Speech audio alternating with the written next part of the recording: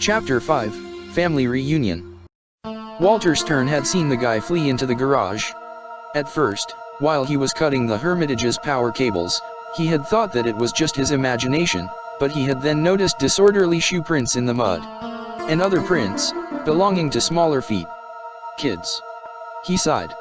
At least they weren't Hannibal Mago's men. For a moment, Walter wanted to leave his weapon in its holster. Carrying a weapon made him nervous. He rethought this and grabbed it, just to be safe.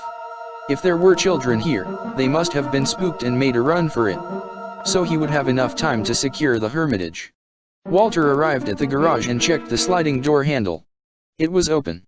He prepared for the assault. Ulrich gestured to Eva and watched her hide behind the door panel connecting the garage to the house. He remained squatted behind the small couch occupying part of the back wall. At his feet were several rubber globes that Jeremy had filled with disgusting chemical products he'd found in the Hermitage basement. Ulrich sighed. He and Eva were the first line of defense against the men in black, while Jeremy, Richard, and Kiwi, in bad shape, watched the main entrance, ready to sound the alarm if need be. The teen took the walkie-talkie, part of Jeremy's special equipment, and spoke into it. "The garage door just moved," he murmured. "He's coming in. It's up to you, over." He took the first projectile and held his breath. He had to be very careful. These men could be armed. The plan was very simple: attack the intruders with the globes and take advantage of the element of surprise to jump on and immobilize them with rope.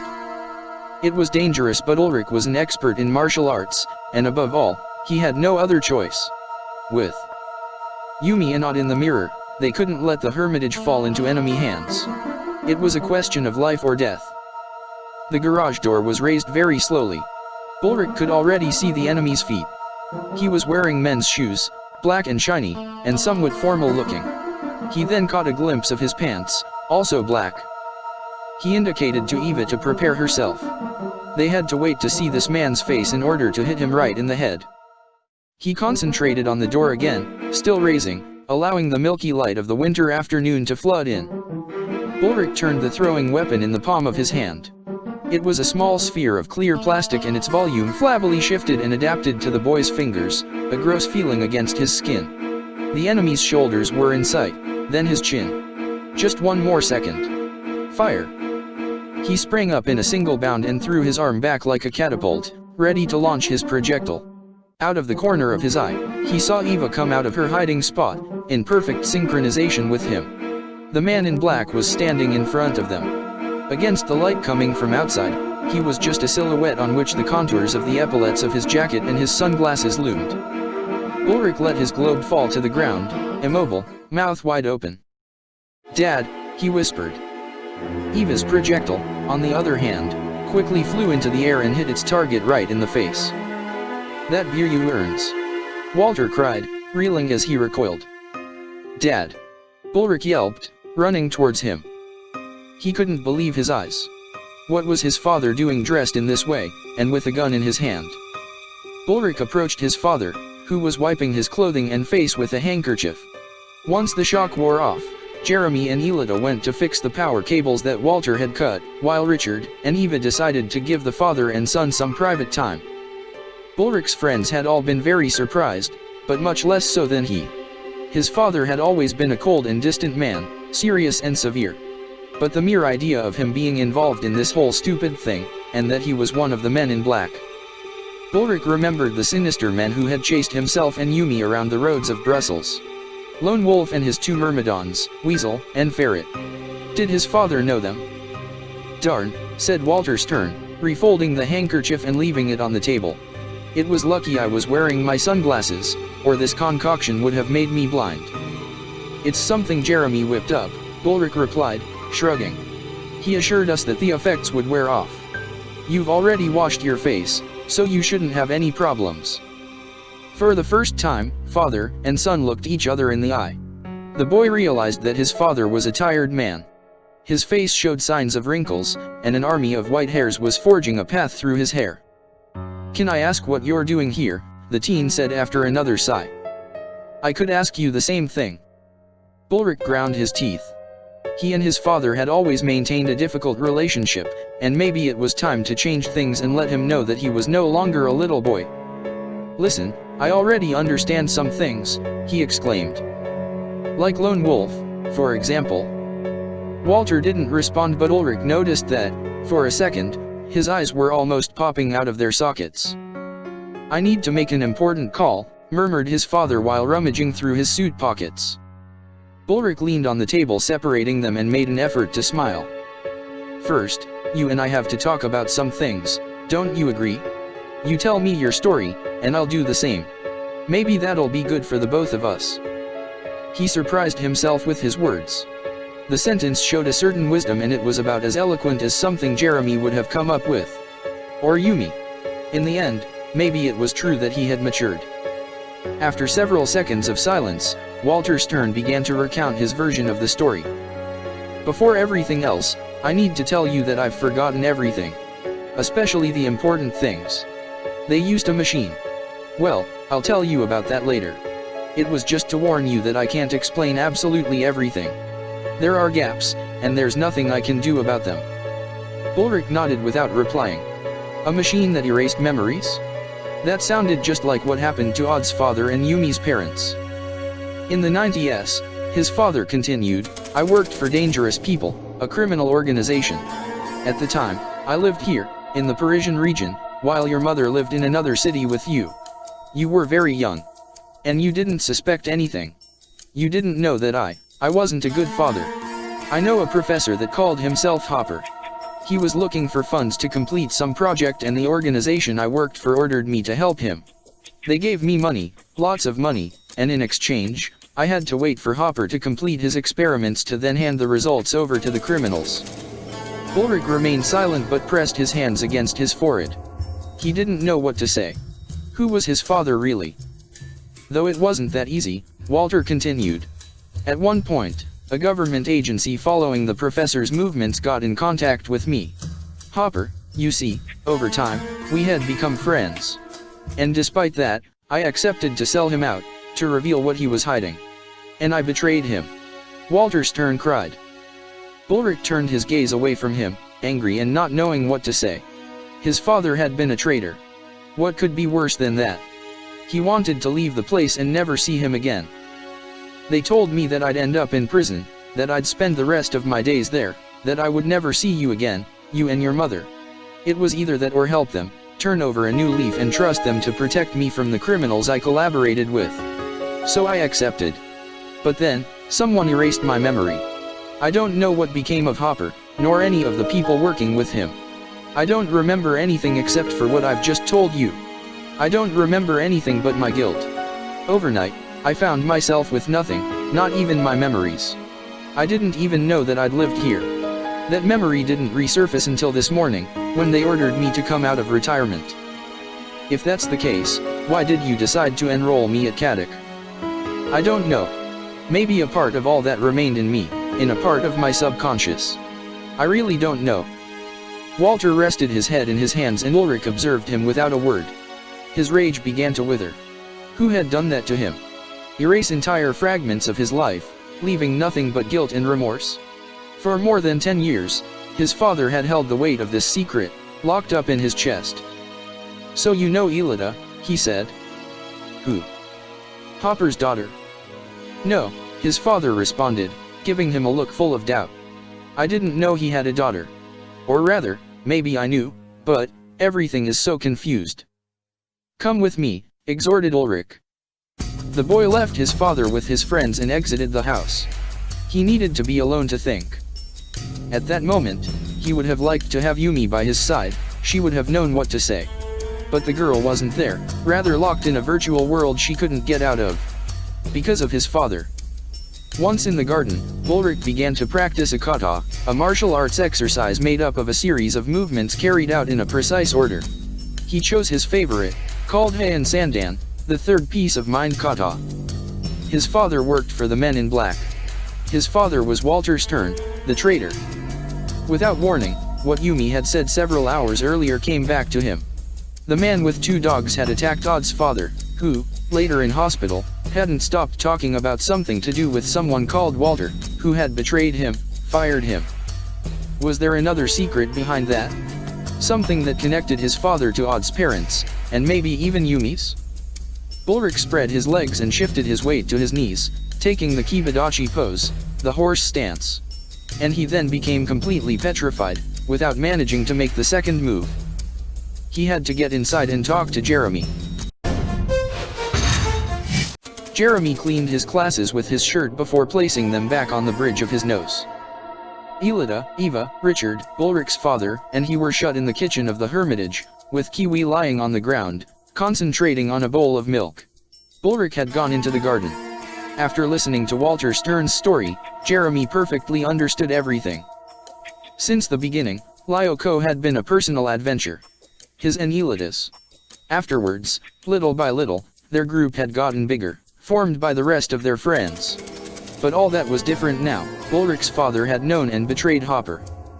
It was as if in a single blow, the whole story had become far too complex for them.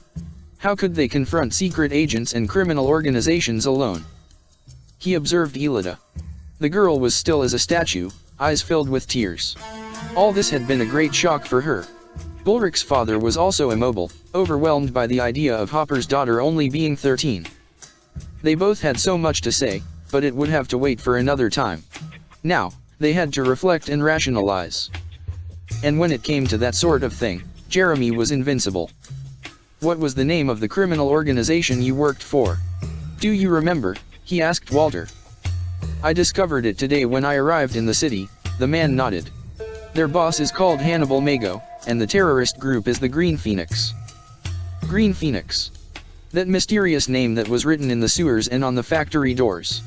Everything was becoming clear. And they didn't know where the supercomputer was, right? You were the only one who knew and you forgot. No, Walter responded, shaking his head. I didn't tell anyone where the factory was. Neither the terrorists nor the men in black. It's one of the few things I remember clearly. They wanted to know, of course, but my memory was erased before I could talk. Jeremy was on the verge of relaxing in his chair, satisfied with the response, but Walter continued to talk. But now, both the agents and the Phoenix men know where the computer is. The Green Phoenix got to the factory this morning. I saw Hannibal Mago and a man with 2 dogs who drives around in a pickup truck. And a lot of soldiers. That's impossible, Jeremy exclaimed. If they know where the computer is, why wait all this time before doing anything? They didn't know anything, Eva responded, until we told them so. Do you remember the man with dogs technology, which was capable of making him disappear from the video taken by our closed circuit cameras? I'll bet that he had us under surveillance, and that he followed us there without us knowing. Jeremy slammed his fist against the kitchen table. What could they do now? It was at that precise moment that Ulrich entered the room and turned to him. I've just had an idea, he exclaimed. Hannibal Mago smiled. The 3 men in black were lying on the floor, feet and hands bound, and their mouths sealed by scotch tape. Where did you find them? Mago asked. Grigory Nictopoulos pointed to an area not far from the factory gantry, in the direction of the bridge connecting the small island to the mainland. My doggies dug them out, he said as a scary smile spread across his face. They were spying on us. Mago nodded and turned around. They were just the other side of the entrance, on a suspended metal footbridge. The factory was a gigantic, red brick structure with walls covered in filthy windows. On the level below them there were piles of pipes, reels of cables and a large assortment of machinery covered in a thick layer of dust. And then, the lift to the underground levels containing the supercomputer. Dido has made her move, as we predicted, Mago said. But she has underestimated us.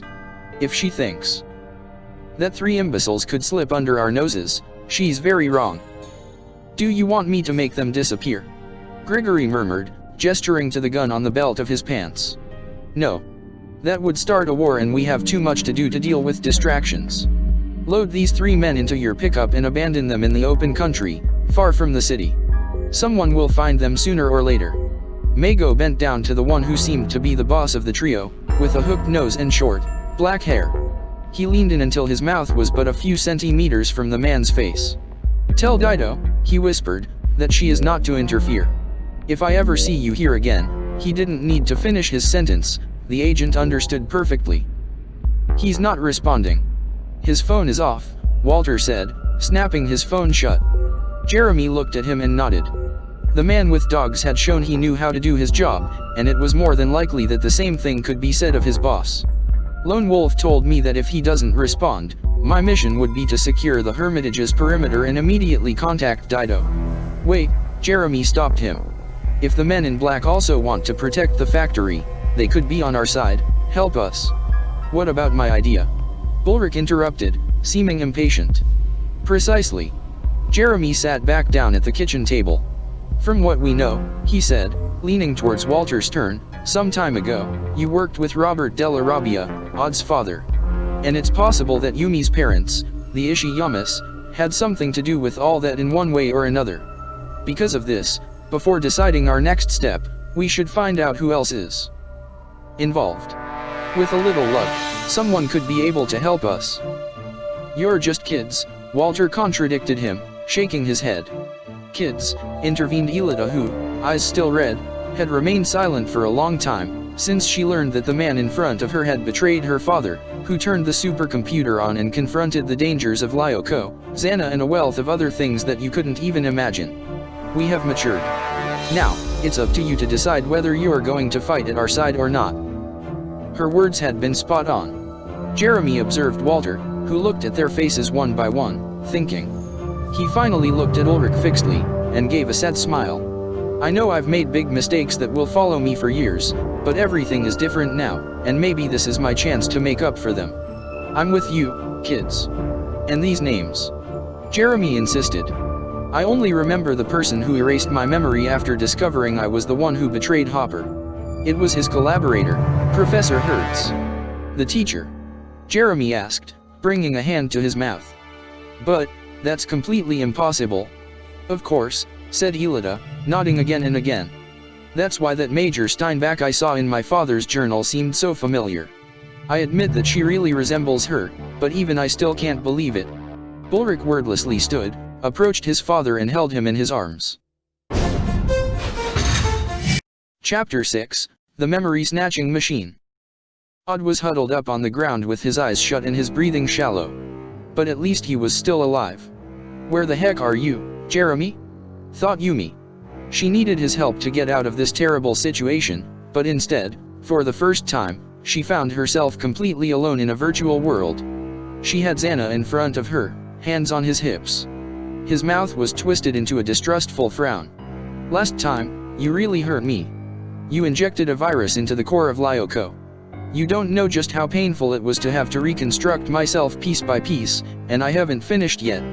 That's why I'm here with you and this ridiculous human. He motioned towards Odd's body on the floor before continuing, to recover all my power, I need to return to Lyoko. And, what a coincidence, the supercomputer is right in front of us. And, on the floor above, the scanners. My mission is almost complete. Yumi reeled, her mind working at the speed of light.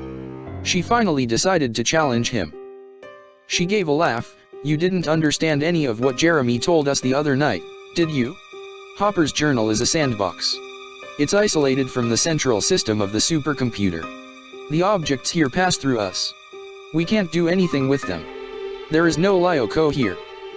Stupid kid, responded Xana with a smirk. You shouldn't underestimate me.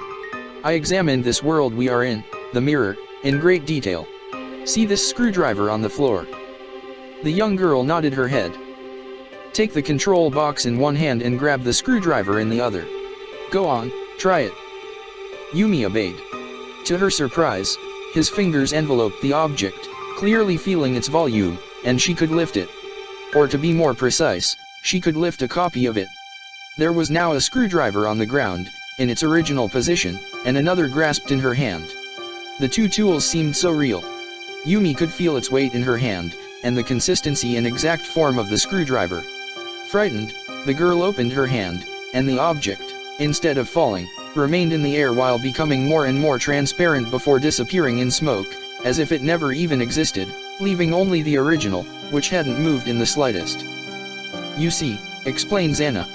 The box is the interface that allows us to interact with this world. Clearly, we cannot modify anything. Which is why the screwdriver became doubled, leaving the original on the floor. The good thing is that, in reality, the box isn't even necessary. It's enough just to send the digital command directly to the mirror's computer.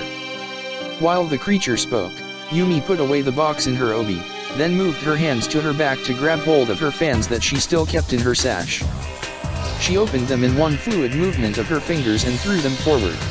The 2 half-moons of metal flew in a flash towards Xana, spinning and slicing through the air with a high-pitched shrill. The young man quickly dropped to his knees, squatting and easily avoiding the 2 projectiles, but this fraction of a second was just what Yumi was hoping for. She jumped to the side and rolled on the factory floor to reach Odd's unconscious body. She took his hand. The boy's fingers were frozen. Yumi grabbed the control box again while letting out her breath, hearing Xana cry, "Stop." She didn't listen. She pressed the fast-forward button twice, and the world began to dissolve around her. Professor Hertz was hunched over her desk with her head in her hands. Jeremy felt a surge of emotion seeing her in this state. They had come into her office without warning. All of them, Walter included. The professor looked her old enemy in the eyes and understood everything. "You discovered it," she whispered finally. Jeremy stood from the pile of magazines where he sat. The professor's desk resembled an old chemistry lab table with books spread across it and covering the floor. There were test tubes full of strange colored liquids, a half-assembled oscilloscope, and a plastic human skeleton that she used for anatomy courses. The boy advanced, dodging all the knickknacks, and arrived in front of the professor and placed a hand on her shoulder. "But it's better this way, right?" Hertz's eyes moved towards Elida. Jeremy saw a sad smile drawn on her face. "Hopper's daughter," she said, almost with a sigh. "When you were assigned to my class, I didn't believe for a second that you were Odd's cousin. I knew it was you, that you had managed to escape Lyoko. But part of me didn't want to believe it, and so I never said anything. I held on to that uncertainty. I hoped to avoid bringing you more pain." Elida approached the professor. "I didn't know that you were a friend of my father. And your mother, Anthea. And yes, of course, I was their friend. But I didn't know how to protect them like I wanted to." "So then," said Jeremy, while scratching his nose in thought, "you didn't lose your memory. Is that correct?" Walter, Ulrich, Eva, and Richard were all standing upright in the middle of the room, a bit intimidated. The professor invited them to make themselves comfortable before beginning to explain. "Waldo and I needed a method to add everything necessary onto Lyoko, trees and rocks, frozen areas, desert sand, etc. We had decided that the quickest way to do this was to take the images directly from our memories and deposit them into the supercomputer. So, we built the memory snatching machine. It was only later that we discovered that the machine could also be used to do the opposite, and with more intensity, to erase people's memories. Someone," the professor's eyes moved towards Walter, "sold the plans for our device to Green Phoenix and the Men in Black. We understood that this person was also capable of revealing the location of Lyoko's supercomputer, so I personally used the machine to erase his memory of all information pertinent to the subject. But with some luck, Walter intervened now, we could reverse the effect. It might yet still be possible to give me back my memories." "I'm sorry," replied Hertz, lowering her head. "It's completely impossible. I used the machine to its fullest extent. I fear that your memory is lost forever." "Then," asked Jeremy, "what happened?" "We caught Walter before he could reveal the location of the supercomputer. Next, I erased the memories of all the other related persons, including our collaborators, because I wanted them and their families to also be safe. But, in any case, Walter had already said too much. The Men in Black knew where Waldo was. They assailed the Hermitage, and he took refuge on Lyoko with Elida. Because I had erased Walter and our collaborators' memories, neither Dido nor the Green Phoenix knew where the supercomputer was.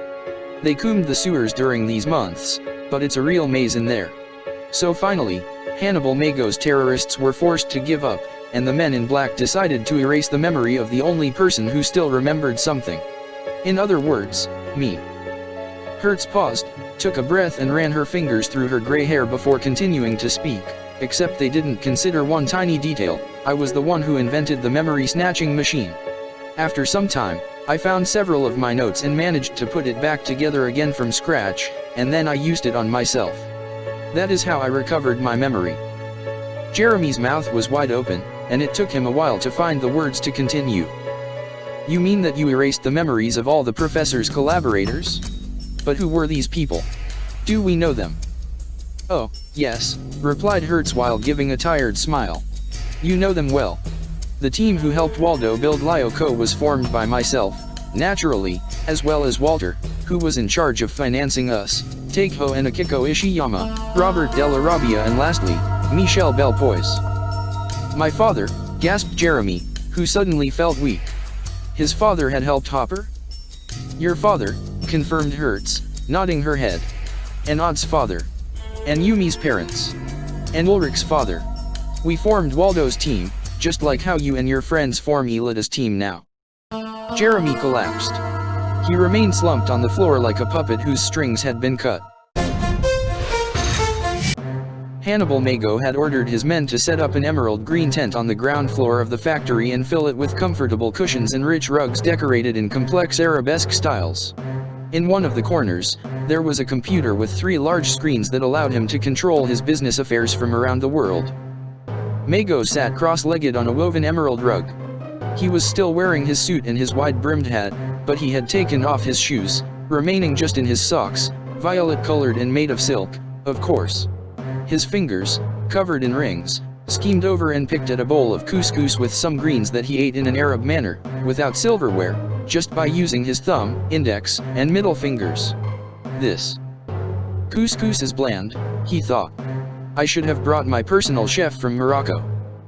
May I come in, sir? Asked Memory from outside the tent. Of course, dear. The woman entered with a firm gait. Her hair was held up in a bun that showed off her thin neck and the golden necklace around it. She was wearing a laboratory coat over a beautiful jacket and a profound look of fatigue was present in her eyes. I finished the verifications, sir. Everything is ready. And the supercomputer? It's still shut down. We're waiting for you to turn it on. I've checked all the connections from the 3rd underground level, where the supercomputer is, up to the 1st, where the controls are located. We are ready to boot it up at any moment. Excellent, nodded Mago complacently. And the volunteers for the first test? They are also ready. Both then exited the nomadic tent and crossed the ground floor of the factory to the lift that would take them underground. They had soldiers in uniform all about who would bump together the heels of their boots in a rigid martial salute whenever the two would pass by them. The lift was a simple metal cage controlled by a mundane box and suspended by a large cable. They descended down into the depths of the factory.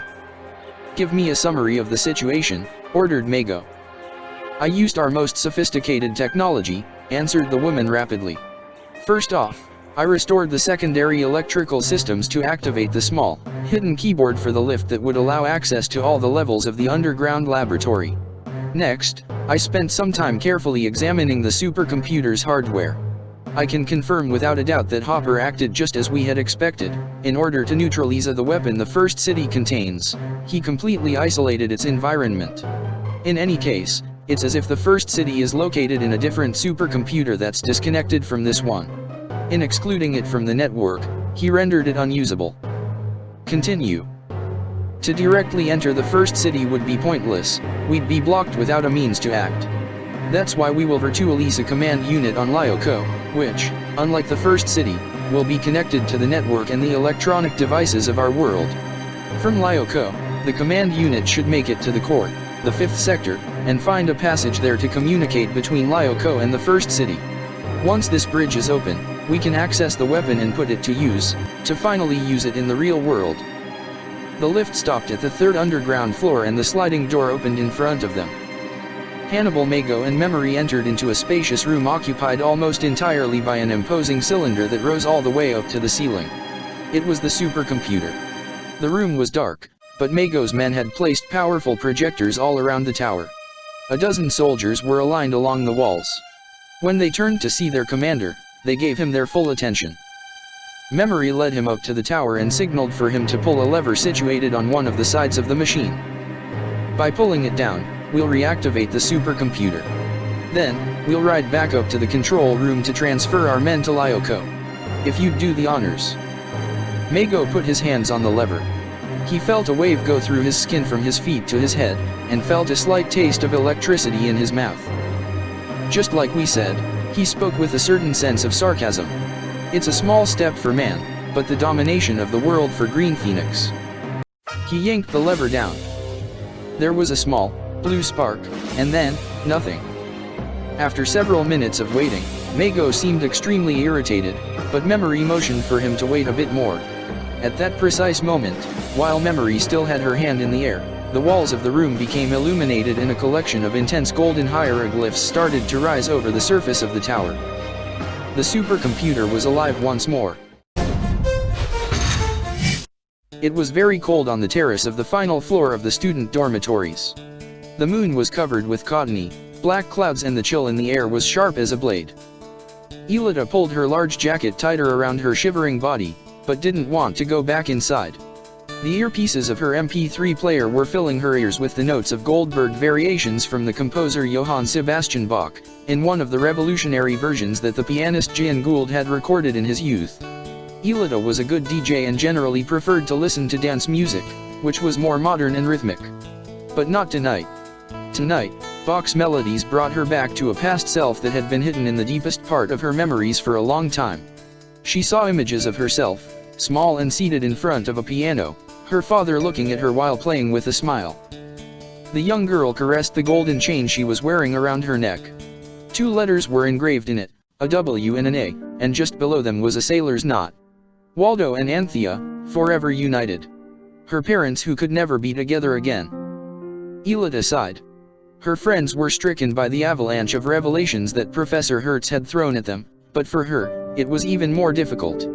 Ulrich's father was the man who had sold her father out. Without him, things would maybe have been different.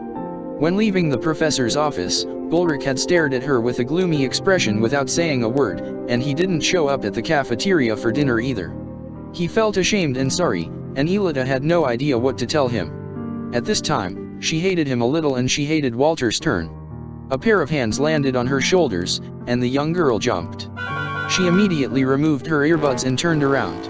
"Elita," Jeremy said to her, about ready to burst out in laughter. "I called you, but you didn't hear me." The young boy was bundled up in a thick coat with a fur-lined hood that almost entirely hid his face. He resembled an Eskimo, which made her give a small chuckle. Jeremy hugged her affectionately. "I can only imagine how you must feel," he whispered. "It's much more complicated for you than for the rest of us. What we discovered today was unbelievable. And difficult to accept. I've thought," the girl responded after a long sigh, "about enough bad things, you know. Remember, what's done is done, and there's nothing we can do about it. But the future, on the other hand, we can change. You're surrounded by so many friends, and even new allies. Walter, don't talk about him, please." Jeremy caressed her cheek, but continued where he left off. "Walter Stern regrets what he did. For 10 years now, he's been regretting what he did. He doesn't remember anything aside from his mistakes and the pain that he's caused with them. He's on our side now. He's a different man. And Ulrich's always been with us." Elita said nothing. Jeremy was right, of course, but it was very difficult for her to calm her feelings. "Then what should we do now?" she asked after several minutes. "Yumi and Odd are still inside the mirror and we should get them out of there. Furthermore, we know that the Green Phoenix has taken control of the factory. You want to try to contact the commander of the Men in Black, right? This Dido." Jeremy nodded. "We can't confront the Green Phoenix and the Men in Black. I also want to return to the Hermitage with Professor Hertz and try to repair the scanner. We will help our friends to escape the virtual universe. And we will save the world." Elita gave a slight mocking laugh. Jeremy was the only person that she knew who was capable of saying these things so seriously. And he was totally serious. "And how do you think we'll save the world this time? Hopper's secret codes, Hertz's files, and all the rest. They are important, and only the professor can manage to understand what they mean." "Okay, fine, I'm in," said Elita, grasping his hand. "We will ask Dido to ally with us. But only on one condition." "What's that?" "That I be the one who talks with her on the phone." Eva Skinner knocked on the door to Professor Hertz's office. No one responded. It was already 9 o'clock at night, but the idea that she had gone home didn't cross her mind. Not after everything that had happened this afternoon. Eva only had to slightly brush the lock with her fingernail, giving off a small spark to release it. The door opened, and the girl poked her head inside. The professor wasn't there. Xana felt himself become enraged. A part of him was trapped inside the mirror, and communication between them was worsening more and more each time. If the situation continued like this, he would lose all contact with his other half the next day. To be divided between two different bodies was a strange sensation, even though he was an enormously sophisticated artificial intelligence, used to doing several things at once and reasoning simultaneously on several trains of thought. What really worried him was something else. The kids had discovered that Hertz helped Hopper. And that meant that sooner or later, they would try to resolve the puzzle of mysterious codes that the professor left behind before disappearing. They hadn't the slightest chance of doing so. When Eva stole the file from Jeremy's room, Xana only needed to scan over each page once to memorize them all in precise photographic detail. He could recall each symbol and each word, but he hadn't made any logical sense of these papers. For this reason, several days earlier, he returned them to the professor so that she wouldn't notice they had disappeared. Maybe this woman, if correctly questioned, could give him a key clue. These codes could be his opportunity to recover all his powers in the blink of an eye without even needing to access Lyoko. And now that the situation had started to speed up, it was time to act. Eva entered the professor's office and placed her hands on the computer on the table. He only needed a few seconds to access the internal school network and find the information he was searching for. At this exact moment, there was a computer connected to the internet in the chemistry lab. Hertz must be there. Eva exited the office and once again fiddled with the lock. Then, she left the building and crossed through the tree-lined paths of the park to reach the building containing the science laboratories. The door was open. She stepped in. For Xana, it would be very easy to leave the child's body to threaten Hertz. But he didn't know what would happen to his other side in the mirror, and Eva was possibly his last chance of entering Lyoko. Recovering his powers was of the utmost importance, and he couldn't make a single mistake. In his electronic brain, the probabilities and necessary movements aligned like an immense game of chess. Every simulation coincided on one single course of action. He should interrogate Hertz, but it was not yet time to reveal himself as being within Eva's body. He arrived at the chemistry lab and turned on the light. "Professor," he asked with an innocent childlike voice. "Can I talk to you?" A small door to the side opened and Hertz's puffy cloud of silver hair leaned out. "Eva? What are you doing here at this hour?" "I need to speak with you," said the young girl, shrugging. The laboratory was a large room with a chair on a small wooden scaffold crossing the width of the room and a bunch of large tables full of microscopes and other instruments in the center. 4 green chalkboards covered from top to bottom with mathematical formulas were suspended on one of the walls. Hertz sat on the chair and managed a smile. Xana realized that he couldn't ask her about the file. She didn't know that it had disappeared, nor that Eva was the one who had put it back. The better option would perhaps be to approach the professor instead, kiss her and possess her. No one would realize, and this woman's was full of important information. Analysis of the probability of success, 87%. The calculation appeared in an instant before Eva's eyes, who smiled. She took a step towards the professor. "So, well, she murmured. She made a face mixed with a sense of worry and trouble. Hertz's smile became warmer and more sympathetic. Eva took another step forward, arms held out, like a child asking an adult to take them in their arms and console them. She repeated. "Professor Hertz," yelled Jeremy, entering the room. "I couldn't find you in your office, so I thought that you might be here in the lab. Do you have a minute?" Elida entered just behind him, cheeks red from running, and Eva stepped back from the woman. All he had needed was just a bit longer. No more than an instant. "And here I was hoping to have some peace and quiet," sighed the professor. "There's no time for that," objected Jeremy with a smile. "We need to get in contact with Dido as soon as possible." I still can't believe all of their parents are involved with Lyoko's creation and Hopper's team. Talk about Team Lyoko, we know it being the next generation of the team. But little do they know that Hannibal Mago has already reactivated the supercomputer on the mission to send it to Lyoko. But wait, could that allude to the ninjas in evolution? What more revelations wait for us in the next chapter? We'll have to see in the next episode of Codelyoko Book Reading. And we'll see you there.